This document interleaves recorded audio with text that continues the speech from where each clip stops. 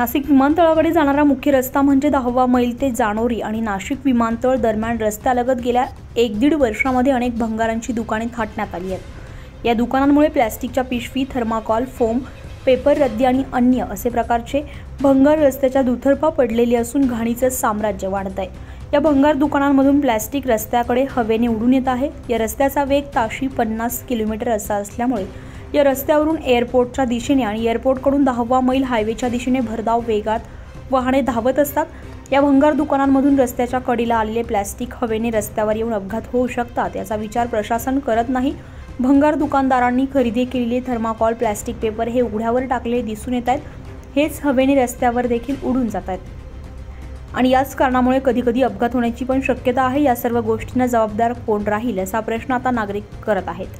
यामुळे नाशिकसारख्या स्वच्छ शहराची प्रतिमा मलिन होतच आहे, परंतु यात अजून गांभीर्याची बाब म्हणजे येणाऱ्या 2 ते 3 वर्षात नाशिकमध्ये आंतरराष्ट्रीय क्रिकेट स्टेडियमचे काम पूर्ण होत असून लवकरच या ठिकाणी आंतरराष्ट्रीय सामने देखील खेळवले जाऊ शकतात। त्या अनुषंगाने नाशिक विमानतळ हे नाशिकमधील एकमेव विमानतळ असल्यामुळे देश-विदेशातून येणारे क्रिकेट रसिक आणि खेळाडू देखील ह्याच मुख्य रस्त्याने प्रवास करणार हे नक्की। त्यामुळे वेळीच या भंगार दुकानदारांवर आळा घालण्यात यावा अशी स्थानिक नागरिकांकडून सतत मागणी होते।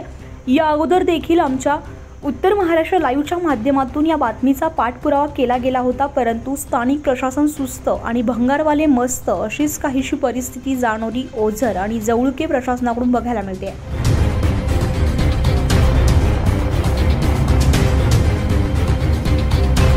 एअरपोर्ट ते ओझर 10वा मैल या रोडवर आहे ना, भंगारची खूप प्रमाणात, अतिशय प्रमाणात दुकानं वाढलेली आहेत। गेल्या 1-1.5 वर्षामध्ये या दुकानांची संख्या पहिले 1-2 दुकानं होती, आता अजून खूपच दुकानं वाढलेली आहेत। आणि याचं इथलं जे स्थानिक प्रशासन आहे याचं एकदम अतिशय दुर्लक्ष झालेलं आहे यांचं।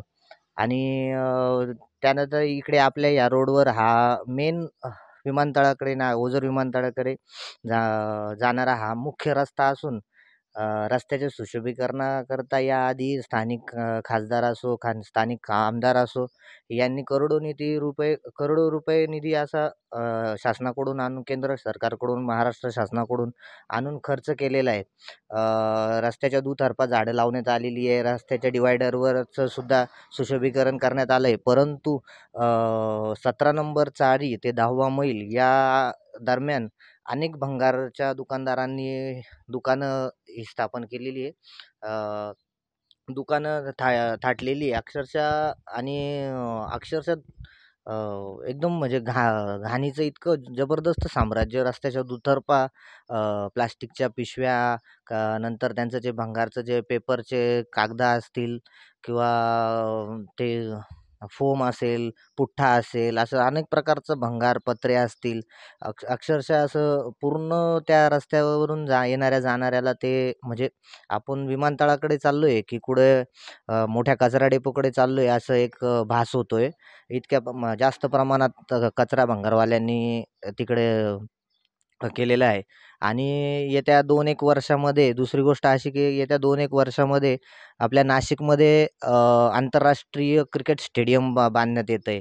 त्या अनुषंगाने ह्या रस्त्यावर हा जो प्रमुख रस्ता आहे विमानतळाकडे जाणारा, तर त्या आंतरराष्ट्रीय क्रिकेट स्टेडियमच्या अनुषंगाने आपल्याकडे इथे आंतरराष्ट्रीय क्रिकेट खेळाडू असतील किंवा मॅच बघायला, क्रिकेटचे सामने बघण्यासाठी येणारा जो कोणी प्रवासी प्रेक्षक वर्ग असेल तो सुद्धा याच रस्त्याने येणाऱ्या काळामध्ये प्रवास करणार आहेत।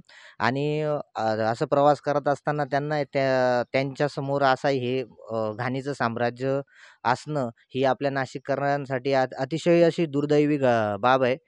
तरी स्थानिक प्रशासनाने याकडे गांभीर्याने आत्ता तरी लक्ष दिलं तर जेणेकरून येणाऱ्या पुढच्या काळात ही भंगारची दुकानं वाढणारही नाहीत आणि आहे त्या दुकानदारांवर सुद्धा आळा बसवण्यात येईल, एवढी आमची एक इथल्या स्थानिक नागरिकांकडून एक विनंती राहील। धन्यवाद। उत्तर महाराष्ट्र लाईव्हसाठी आनंदा शिंगाडे, दिंडोरी।